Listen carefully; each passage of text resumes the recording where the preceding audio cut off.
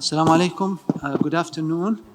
We're about to start this panel discussion on innovation in AI. I think we continue the discussions and presentations that started earlier this morning. First, let me introduce myself, and then we go to our distinguished panelists to introduce themselves. My name is Marwan Khresha. I'm Professor of Mechanical and Materials Engineering. Currently, I'm a Senior Research Director at Hamad bin Khalifa University at Qatar Foundation in Doha, Qatar.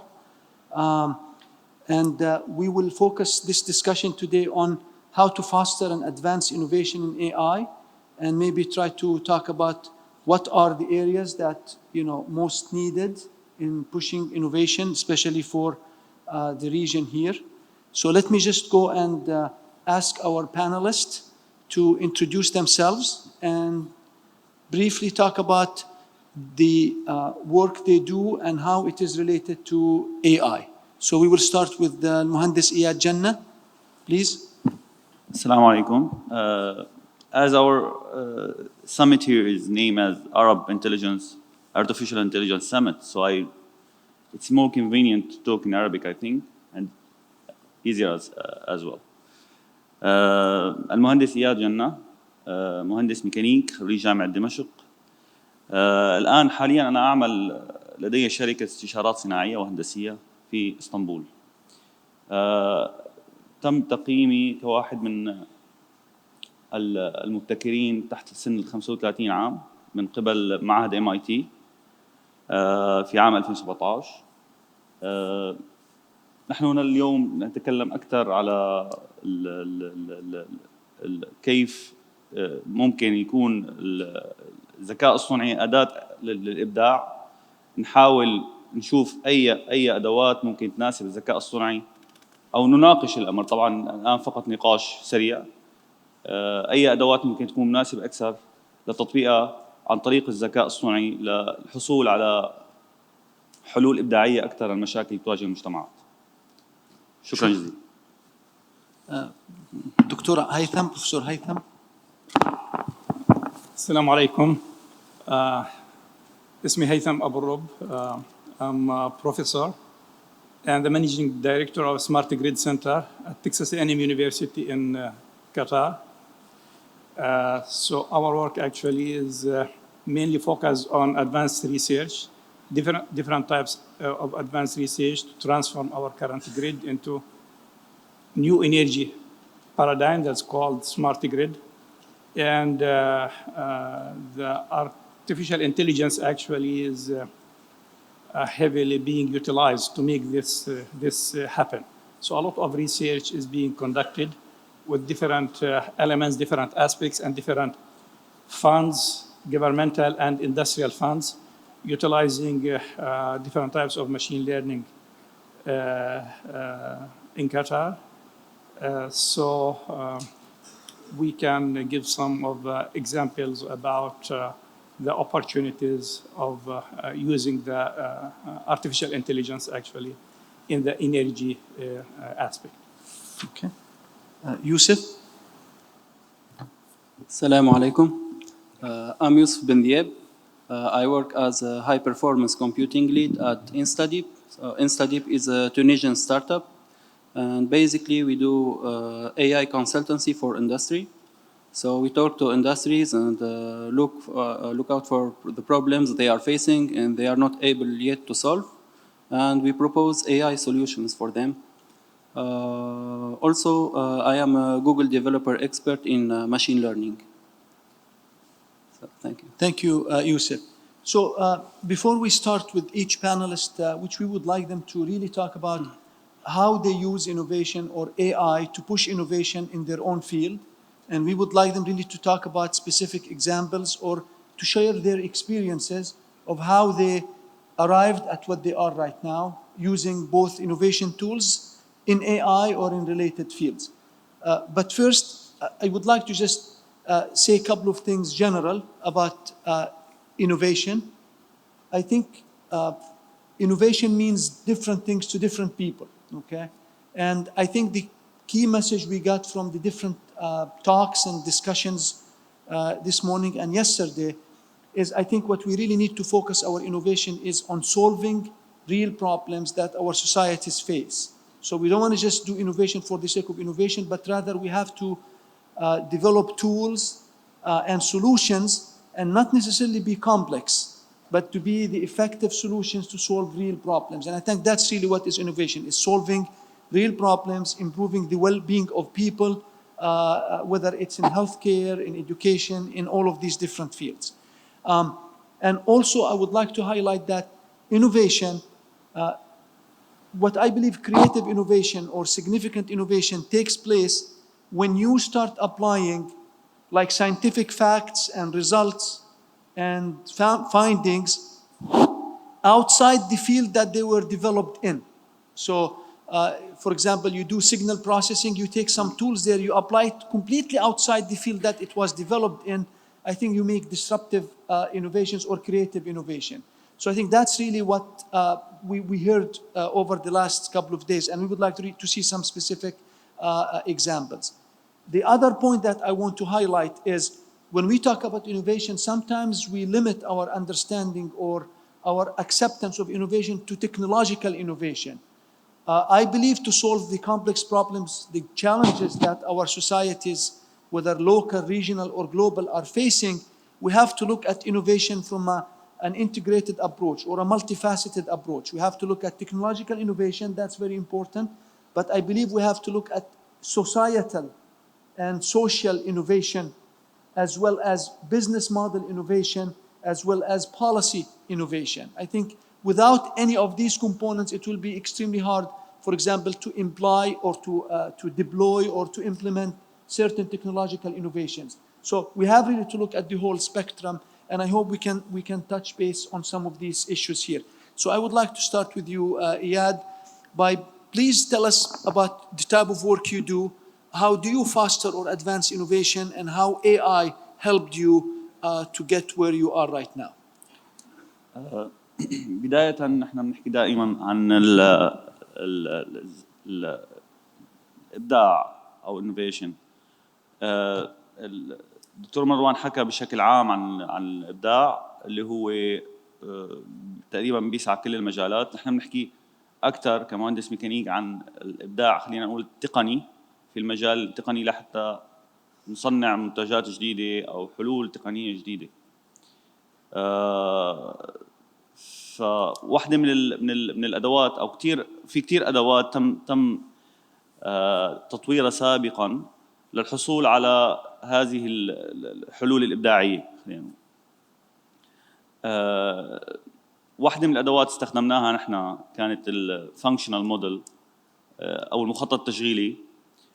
كمان في أدوات تريز، في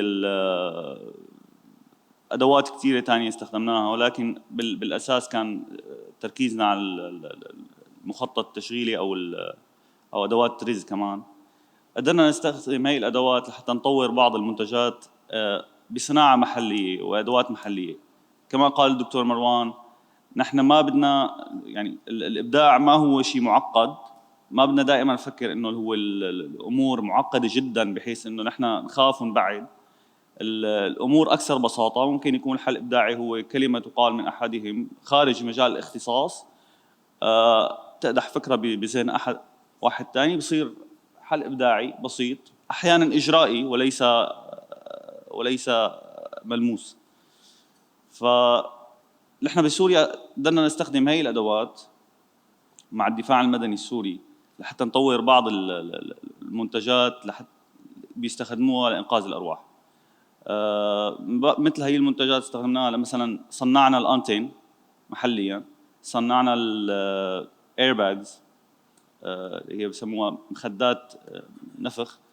طبعا هي شوي بعيدة، أمور بعيدة عن الذكاء الصنعي، ولكن نحن هون كمان عم نحكي لا هلا بعدين بتجي الأمور بنحكي فيها عن الذكاء الصنعي، كيف نحن ممكن نستخدم نفس الأدوات مع الذكاء الصنعي، ولكن عم نحكي بشكل عام كيف نحن قدمنا الإبداع. إياد، إذا ممكن أقاطعك عشان في عنا عدد من الطلاب هون، ممكن توضح شوية على التريز أبروتش وعلى الثيوري of inventive problem solving. Just أعطيهم brief فكرة عن what TRIZ tools عشان يعني اللي بده يحب يبحث فيه أكثر بس بمقدمة عن الموضوع. طب تريز موديل هو فكرة عند بعض العلماء تم تطويرها طبعا سابقا، انه اي اوبجكت احنا في عنا 39 هو بيعتمد على ازالة التعارض في تحقيق الصفات المطلوبة بالحل اللي احنا نوجده. يعني مثلا احنا بدنا يكون درجة حرارة قليلة بس بنفس الوقت تكون مو قليلة كتير لحتى تحقق وظيفتين بنفس الوقت. ففي تعارض هون، كيف بدنا نزيل هذا التعارض؟ في 39 صفة فينا بيكونوا مثل ماتريكس، وفي ادوات 40 اداة فينا نستخدمهم هدول الادوات لحتى نزيل هذا التعارض. هاي الادوات فعليا هي ادوات بسموها الانوفيشن يعني تكنيكس، خلينا نقول مو تولز. واحدة منهم مثلا اذا عندنا جسم كبير بدنا نحاول ما عم نحسن نصنعه بمرة واحدة، فواحدة من هي الادوات الديفيجن، بس بنقسم الجسم بنحاول بعدين نلاقي له طريقة لحتى نجمعه سوا. طبعا موجودة أكثر بتفصيل أكثر في برزنتيشن أنا حضرتها ولكن ما قدرنا نجيبها، ممكن نشاركها معكم بعدين. تفصيلات أكثر من هيك، واللي بحب يراجع يعني هاي الأدوات مهمة أحيانا هي بعيدة شوي عن الاي اي برجع بقول، بس مهمة كثير أحيانا بمجالات ثانية. لازم يكون بعين الاعتبار إنه هي الاي اي بقدر ما هي هلا ترند، بس لساتها في كثير امور منها لكثير عالم مبهمه او عم تخاف منها العالم، مع انه هي لازم تكون ابسط من هيك. ممكن نكمل في الاسئله اللي بعديها، ننتقل للدكتور هيثم. دكتور هيثم, can you please also elaborate on how did you use AI, or you believe there are opportunities in using AI in advancing innovation in your own field, smart grids and some energy systems? Examples, يعني we have a couple of PhD students working on the Smart Grid Center. I would say out of 10 students, maybe 7, they decided to use machine learning for different areas. They see the opportunities, a lot of opportunities. And here I speak about actually artificial intelligence together with the big data. And those are going hand by hand. So now we are in the era where we have a huge amount of data that's being collected, and more sensors and smart devices being produced and adopted. So there is a huge opportunity of utilizing this data. It's big research and big interest from industry. So we're using research for research, and we are using research to be adopted in the industry. And the industry actually is a big industry, even like Siemens. And they approached us to utilize such kind of artificial intelligence, let us say for predicting the lifetime of certain transformer, big transformer, or switch gear, insulation, medium voltage, etc. The energy sector, speaking about energy sector, health sector, and cybersecurity issues, those are actually the major challenges for our world, our generations. And the artificial intelligence here, and utilizing the data, the huge amount of data, may help a lot in this aspect. Examples with the projects that we are doing, load prediction, for example. So the load prediction would save a lot for the community, speaking about money, and speaking about improving the efficiency, and speaking about here the reliability of the system, and avoiding the outages. And the cost of the outages is very, very huge, this disruptive energy. In the US, just the cost of the outages in 1 year, according to April, is over $100 billion, even expectation from 104 billion to 164 billion dollars. So outages are very, very important actually to avoid. And here we're speaking about the reliability. Artificial intelligence utilizing the huge data that is available would help a lot. So we are working on that and doing a lot of work, and it is for interest for another industry that approached us and gave us, like, you have 120,000 transformers, distributed transformers, in a city in Europe. And you need to make prediction. You have the data for 20 years. A lot of opportunities, but a lot of huge, huge challenges. And you need to make the prediction now in 1 hour, in a time that may take 1 day, 2 days, or 3 hours, or whatever. So you make the computation with a time more than really you need to expect. So a lot of challenges now, and utilizing the opportunities, utilizing the resources that you have, distributed the computation, etc. But I believe a lot of hope and a lot of efforts and a lot of innovations in front of young people that they can do and utilize the artificial intelligence for the benefit of our life, our societies. Okay. Thank you, Dr. Hatam. We'll come back and talk a little bit about how you see AI maybe helping in introducing renewable energy. So maybe we'll come in the next round, but I will go to Engineer Youssef. Can you please tell us a little bit about the type of work you do and how AI is helping or potentially will help advance innovation in your discipline? So as I said, we work with industry and we do consultancy. So for example, we work on deep learning models and AI models. We modify them in order to solve real-world problems and industrial problems. For example, we use the AlphaGo Zero. I don't know if you know it. It's the program that Google created and that beat the world champion in the Go game.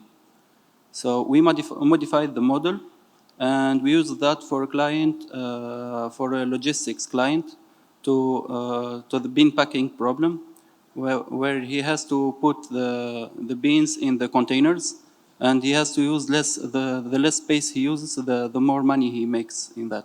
So we use this model, for example, for this client. We also used a deep learning model for recognizing microfossils in CT scans for Total, which is an oil and gas company. And in order to detect that, we had to create also a new model developed by Facebook, and we had to modify it and apply that to our problem in order to solve it. And we were the first ones who did this on this field, I mean. And we reduced the amount of work for the geologist.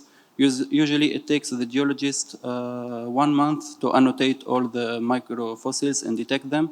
And now we could do that in just 4 minutes or 3 minutes with that. So. Okay. Thank you. Iyad, I would like to come back to you. I know you're doing a lot of work in rescue operations in areas of emergency for refugees or in natural catastrophe areas. And I think that's one of the areas that you are venturing in. Can you please tell us a little bit about how you see AI will play a role in really, developing new technologies or improving the well-being of these people who are displaced, the refugees or people in disaster areas, in rescue operations? What are the things you see potential for maybe our young audience to think about, maybe coming up with solutions for these problems?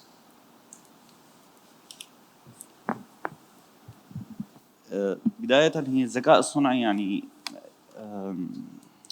هو عبارة عن إنه عنا نحن بيانات كتير، بيانات بالعمل الإنساني متوافرة بكثرة كبيرة.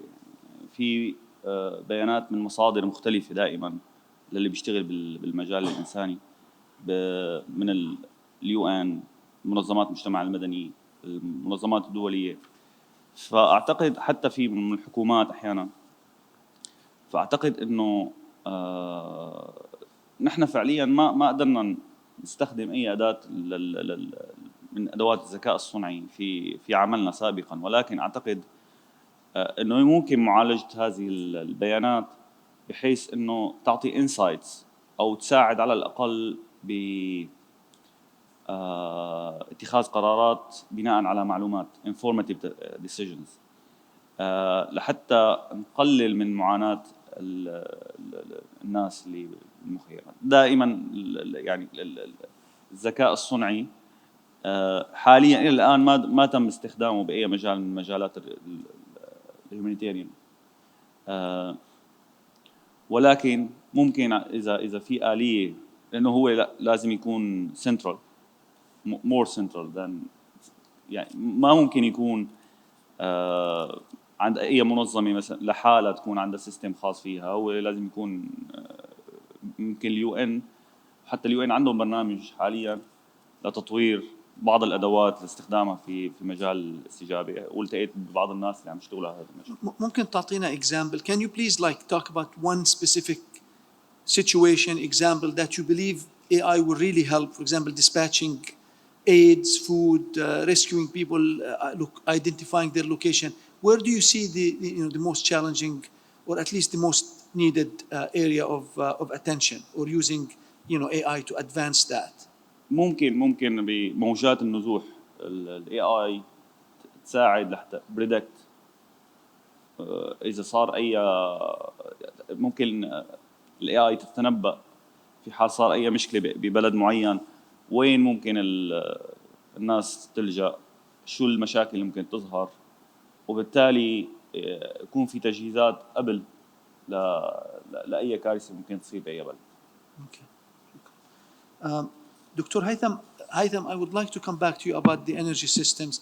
Now, we know we're trying really to introduce more and more renewable energy like solar systems and others, but some of the problems that are inherent with like renewable energy like solar, the intermittent nature of it. So how can AI or machine learning or some other tools can help us maybe not only optimize the systems, but also maybe forecast days ahead and plan our functions and activities accordingly?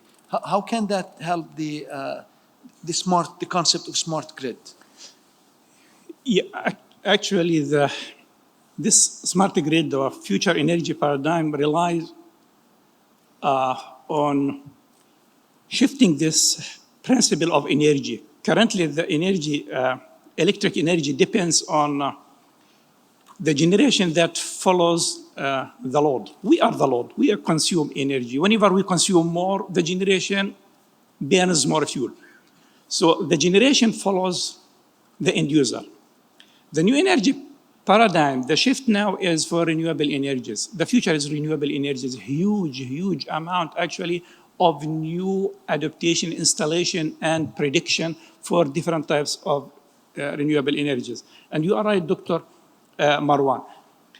The issue here is the stochastic nature of renewable energies, fluctuation. So how to deal with that? Sometimes what you have more renewable energies. You have more renewable energies, less need for the energy, and opposite. So the solution is that oversizing your generation units, and you are gaining actually not much from that. The future is your load should follow the generation, which is the renewable energy. Whenever you have more renewable energy, you consume more. Whenever less energy, you consume less. And here, the smart system. So we speak about smart end user. So the end user, all are masters here. So currently, the end users are not masters. The master, the generation units only. They are selling, they are deciding, they are dictating everything. The new energy and it's coming, smart end user, smart market, and smart generation. All actually, they have input to this system. Artificial intelligence is very important here to predict what's going on ahead. Hour ahead, 1 hour, 2 hours, 1 day, 2 days, 1 year, 2 years, etc. A lot of data is being put here, a lot of need for the artificial intelligence. And then you make the management according to that. So you increase the pricing, decrease the pricing, you dictate which law to be off, which sector to be on, etc. Everything actually. So here speak about the artificial intelligence. Here you have different models. You have descriptive model, describing what's going on. You have diagnostic model, seeing what's wrong here and there, identifying. You have predictive, predicting what will happen. And finally, and most importantly, to utilize all of that, which is prescriptive model. You need to have a system actually decide what to do, what to connect, a self-healing system. Artificial intelligence everywhere. This is the future of the smart grid. Thank you, Haytham. Yusuf, you do computer vision, so do you work on face recognition algorithms or applications? And where do you see the innovation, needed in that area? In fact, I work mostly on 3D computer vision for the CT scans, for example. I work mostly in the oil and gas field in geology. So these are scans like the MRI scans for the brain, for example, for the medical field. They are the same type. Well, for the computer vision, I see that the future will be for example, for the security cameras and traffics, and we will have some city brains, okay, where we will put cameras in all over the roads, and all the traffic lights will be controlled by this AI in order to reduce the traffic on rush hours. Also, there are a lot of other fields that need the computer vision.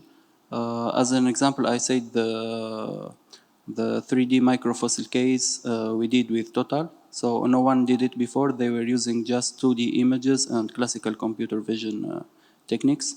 So in the industry, there are a lot of other opportunities for computer vision to solve. I think we have about 15 minutes left. We would like really to give the audience time to ask questions. So let's see if we have some questions, and then if not, we can go back to our panelists here. Any questions from our audience to any of the panelists here? Yes, please. Thank you very much. So my question to Yusuf. So really happy and very pleased to see that you have developed solutions to Total for geology. Can you give us exactly, specifically, what kind of solution? It's related, for example, for fault picking, or what kind of solutions for geologists that you deliver in collaboration with Total? So the Total, they gave us micro CT scans. These are 3D scans of microfossils. They have a really big size. For example, 1600 pixels by 1600 by 1600, and each scan contains around 1,000 microfossil. Okay. And the geologist has to find the microfossils, extract them, and define their types and nature. So what we did is that we create a mask around the microfossil. We extract the microfossils from these scans and classify them according to their types. Okay.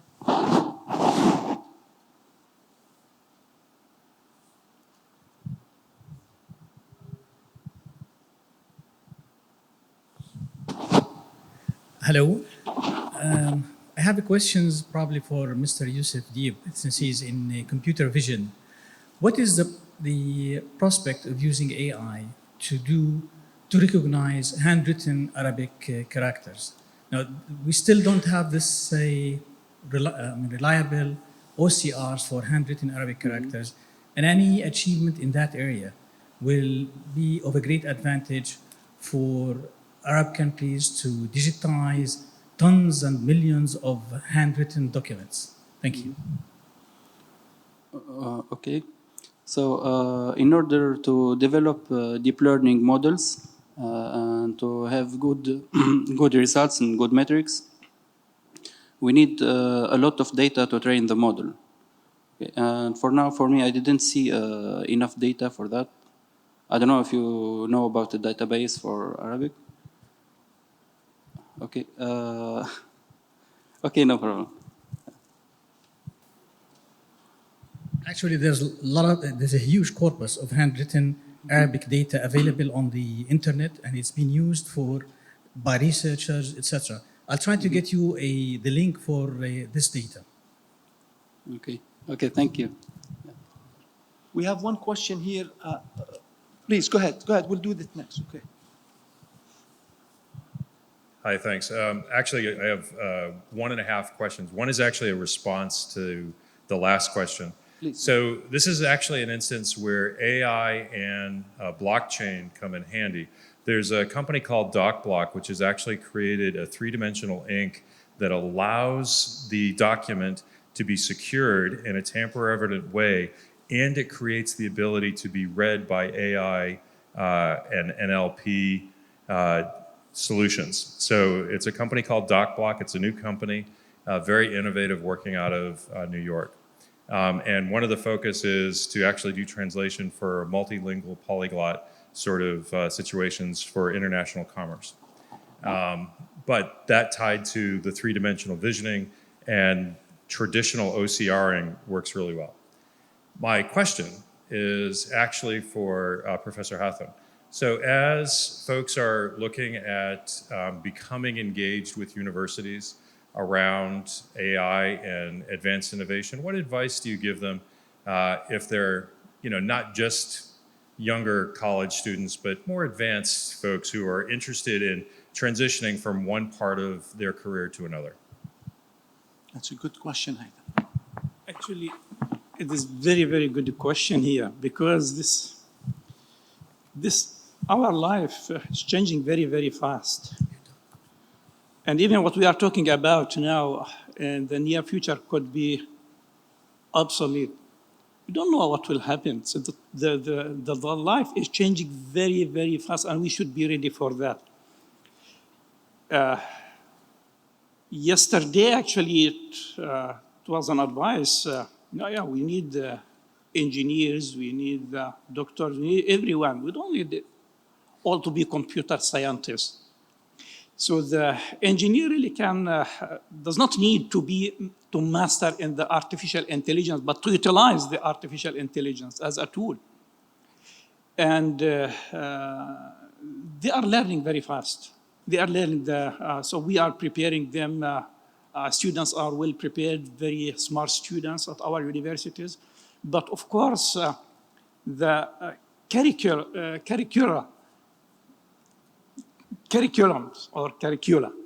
should be really flexible at the universities. Flexible in chasing what's going on at the world. I don't know if you go, for example, I'm electrical engineer. If you go to the electrical engineering department at whatever university in Jordan, do they immediately, did they adopt the machine learning to the students or not?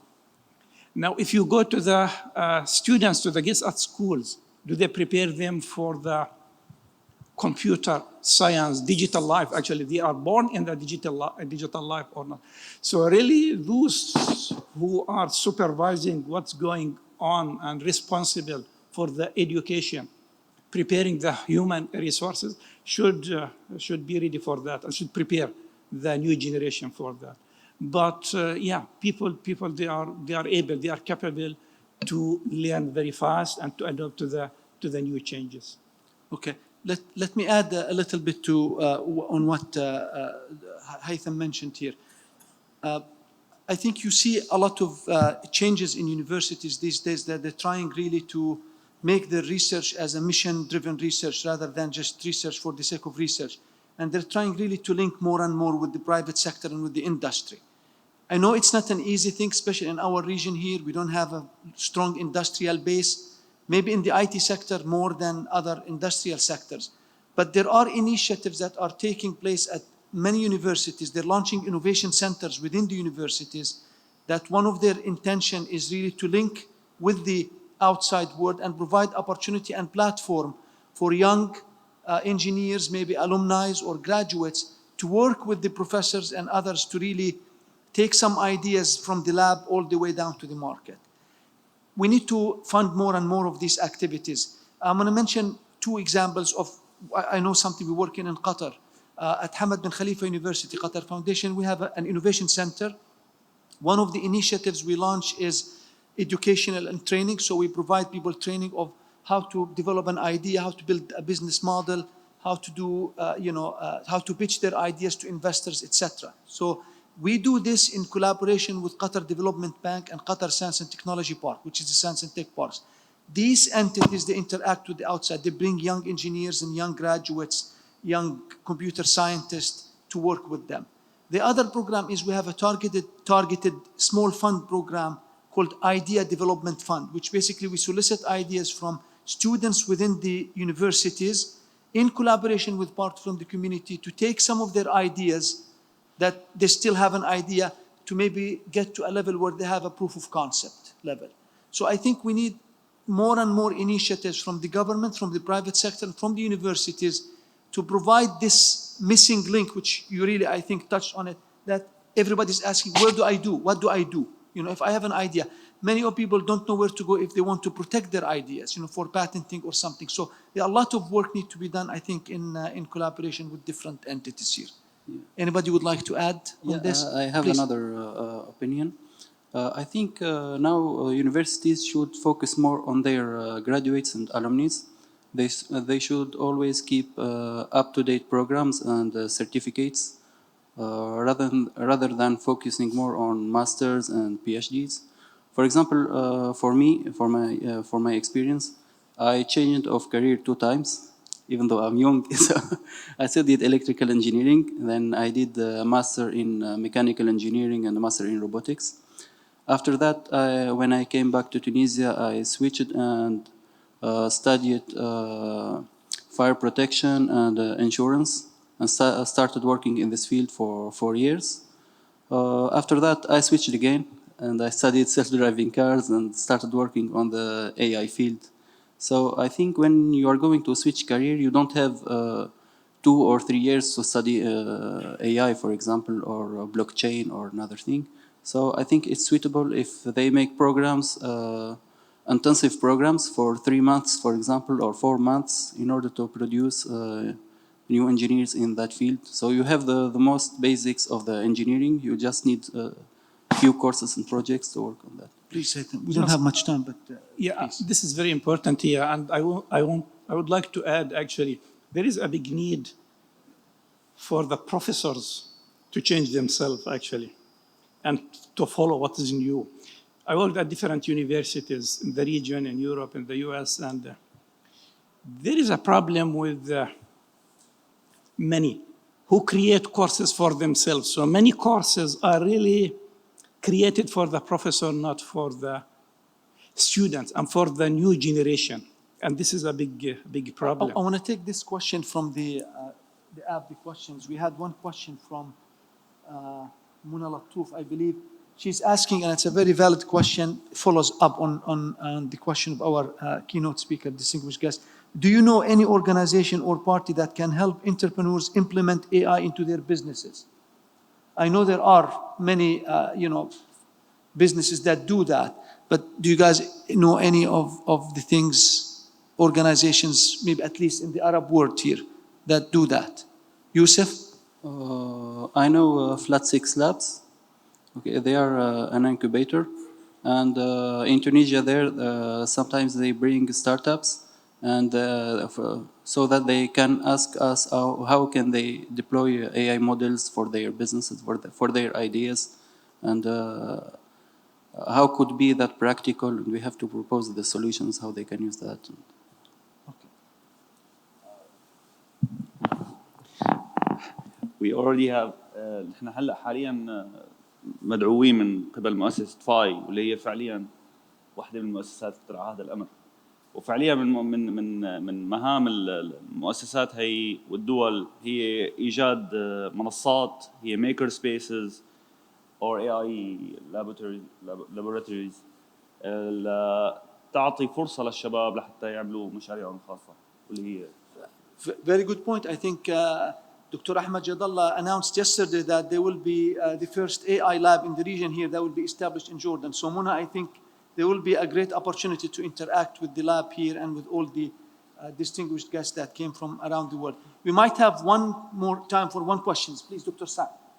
اسمح لي الأساتذة الكبار بأن أتطفل بتعليق بسيط بس يعني. تفضل دكتور. إن Take your time. اسمي سعد البراك من Beyond Limits. I work for Amjad Abdullato. Is he here? No, he's not. Okay, good. That's good. I don't get a salary cut this way. I think this is a paradoxical title. Where are the boundaries of innovation in AI? Okay, then the first rule of creativity, that creativity has no rules. So it's basically unbounded. And I think AI is the gateway to serendipity, where you do not have to start with an obvious agenda.